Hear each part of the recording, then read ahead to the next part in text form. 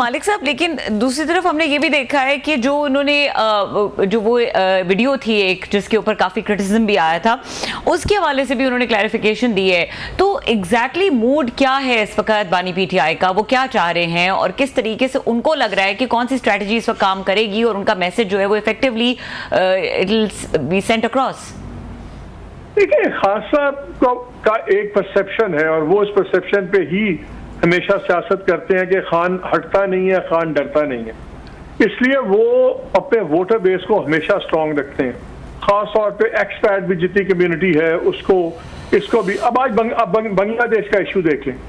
बांग्लादेश के इशू में गवर्नमेंट ने क्या टेक अवे था? गवर्नमेंट ने कहा देखें ये शेख मुजीब बनते थे, शेख मुजीब के मुआवजा करते थे, अब शेख मुजीब के मुजस्मे टूट गए हैं, तो अब करें ये वीडियो निकालें ना, अब बात करें, अब ट्वीट करें। अता तारिक साहब ने पूरी एक प्रेस कॉन्फ्रेंस दाग दी।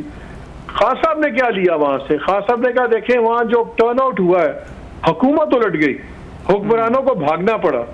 तो बांग्लादेश के सारे एपिसोड से हुकूमत ने अपनी मर्जी का नतीजा निकाला, खान साहब ने क्राउड्स का और take over of the government का नतीजा निकाला। सो एक ही वाकया, उसकी दो टोटली डिफरेंट उसकी चीजें हैं। इसलिए तो मैं कह रहा हूं कि देखिए, खान साहब अपना बयानिया सख्त रखेंगे और इमरान खान का बयानिया रखने की समझ आती है जब आप अंदर हो, जब आप पे मुकदमा चल रहे हो और कोई चीज आपके बस पे ना हो बल्कि पावर के लीवर्स किसी और के हाथ में हो, तो आपके पास फाइट डिफायंस के और एक बहादुरी का रवैया शो करने के अलावा चॉइसेस हैं क्या?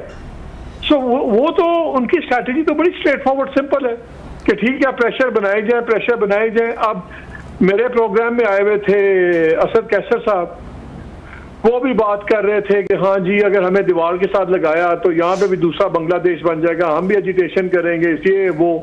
फिर मैं शाम को खबरें देख रहा था लेट, तो उस पर खबर आई कि जी अली अमीन गंडापुर साहब मिल के आए, तो उनको खान साहब ने कहा कि आपने कोई जलसा नहीं करना सरकारी परमिशन के बगैर।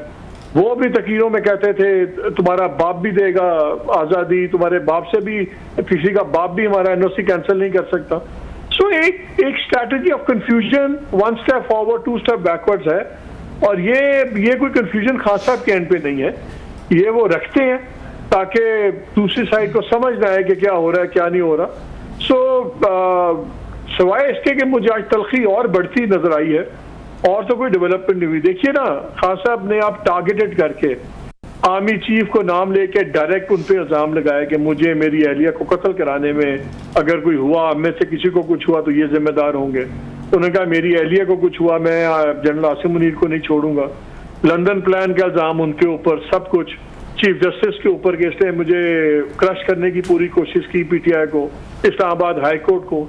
फौज में उन्होंने डीजीसी को डायरेक्टली नाम लेके टारगेट किया, आर्मी चीफ को कर दिया, अब डीजी आईएसपीआर को कर दिया।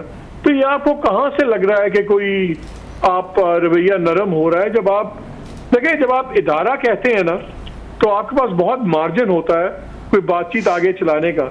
जब इदारे में से आप स्पेसिफिक शख्सियात लेके नाम लेके शुरू हो जाएं और डायरेक्ट नाम लें तो फिर वो क्लैश की सूरत टोटली चेंज हो जाती है। अच्छा मलिक साहब, खान साहब को मैं सॉरी आपकी बात काटू, बड़ी अहम बात कर रहे हैं। आपको लगता नहीं है खान साहब की बड़ी पुरानी स्ट्रेटजी है कि अपने मुखालफिन पे पहले बम्बारमेंट करो, उन पर इल्ज़ामात लगाएं, उन पर सख्त तनकीद करें और फिर उसके बाद कुछ लोगों के जरिए सुलह सफाई बातचीत का ये रास्ता किया जाए? एक साइड पे वो करते होते हैं हमेशा ताकि बारगेनिंग चिप के तौर पर ये यूज़ करते होते हैं। और अगर आपको याद हो जिन्हें वो आपने नाम लिए हैं कि उन्होंने आर्मी चीफ पे, DGI पे, DGC पे, उसके बाद ये काजी साहब पे, सब पे, चीफ जस्टिस साहब पे उन्होंने बम्बारमेंट किए, लेकिन साथ में उन्होंने अपना नुमाइंदा भी मुकर्रर कर दिया उन्होंने इनको, महमूद खान चकज़ई साहब को, कि फौज से बात करो।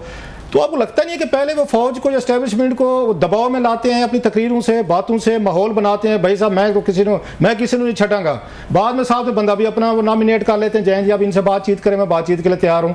तो अपने बंदे की बारगेनिंग पोजीशन स्ट्रांग कर रहे होते, जैसे नवाज शरीफ साहब और शहबाज शरीफ साहब करते। नवाज शरीफ साहब वो बड़ी सख्त तकरीरें करते थे, मरियम साहब करते थे, और शहबाज शरीफ साहब जो हैं तो वो पहुँच जाते थे रात को अर्जी पे, उस अर्जी लेके जना बाजवा साहब के पास या पीछे जना कियानी साहब के पास, वो जी पा जी हमें गुस्सा करके सन वो छटो जी तुम मैंने गल करो। ये इस तरह का कोई तरीका वारदात तो इस्तेमाल नहीं हो रहा पाकिस्तानी पॉलिटिक्स में? तो बड़ा पुराना है गुड का बैड का, कि खुद जरा थोड़ा दबा के रखें और साथ में बंदा भी नॉमिनेट कर दें कि चकज़ई साहब के साथ बातचीत करें। ये तो पुराना तरीका है सर पाकिस्तानी सियासत में। देखिए अचक साहब जिस दिन नॉमिनेट हुए थे, मैंने अपने शो में भी कहा, फिर मेरे प्रोग्राम में ख्वाजा साहब ने भी बात की, ख्वाजा आसिफ ने, डिफेंस मिनिस्टर थे, और उन्होंने भी वही बात की कि बात यह है कि जो भी जानता है हिस्ट्री अचक साहब की, उसको पता है कि नॉन स्टार्टर था। ना अचक साहब ने फौज से बात करनी थी, ना फौज ने अचक साहब से बात करनी थी, उनकी पूरी हिस्ट्री आपस में। तो वो जब नॉमिनेशन हुई तो वो तो शायद जो लोग नहीं जानते इस तारीख को, या उन दोनों अचक साहब को और फौज की हिस्ट्री नहीं जानते, वो उनको तो शायद लगा कि बंदा पॉइंट हो गया है। जो जरा सा भी जानते हैं, आप भी यहीं रहे इतने साल, आपने भी पार्लियामान कवर की। मैंने भी 13 जुलाई के प्रोग्राम में मैंने भी ये बात की थी, मैं कि खान साहब ये तो अचक साहब तो रेड रैग हैं, जैसे बुल को दिखाया जाता है ना रेड रैग, लाल सुर्ख कपड़ा, अचक साहब तो रेड रैग, वो तो नॉन स्टार्टर, ठीक कह रहे हैं।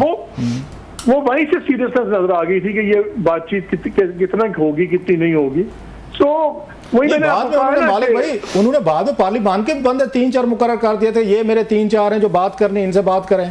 तो खान साहब ने पॉलिटिकल बंदे भी बाद में अपॉइंट किए थे। खान साहब ने तो पूरी कोशिश की थी, बल्कि उन्होंने 24 और 48 घंटे दिए थे। मैंने अपने प्रोग्राम में उस दिन कहा, मैं कि खान साहब ने ये पेशकश कर तो दिए बातचीत की, लेकिन इनके खामोश रहने का जो टाइम, जो मैं ड्यूरेशन है ना, वो 24 घंटे कम अज़ कम है, 48 घंटे ज़्यादा से ज़्यादा। इसके बाद खान साहब वेट नहीं कर सकते कि चलें किसी को हफ्ता 2 हफ्ता महीना दे दें कि एक पेशकश की, अगले सोच समझ के लें। वो फौरी तौर पर फायर वर्क पे आ जाते हैं सर, मतलब 2 दिन भी इंतजार नहीं करते वो। नहीं, आप सरकार को छोड़ दें, फौज को छोड़ दें, जिनके साथ जेन्युइनली बातचीत हो रही थी JUI के साथ, आपको याद नहीं, मौलाना फजल रहमान ने एक से ज्यादा मौके पे ये बात की कि हमें नहीं पता हम किससे बात करें, कोई आता कुछ बात करता है, कोई आता कुछ बात करता है। तो वो तो जहां अपने एलाइज के साथ भी ये क्लैरिटी नहीं रखते, तो दुश्मन के साथ तो बड़ी दूर की बात है।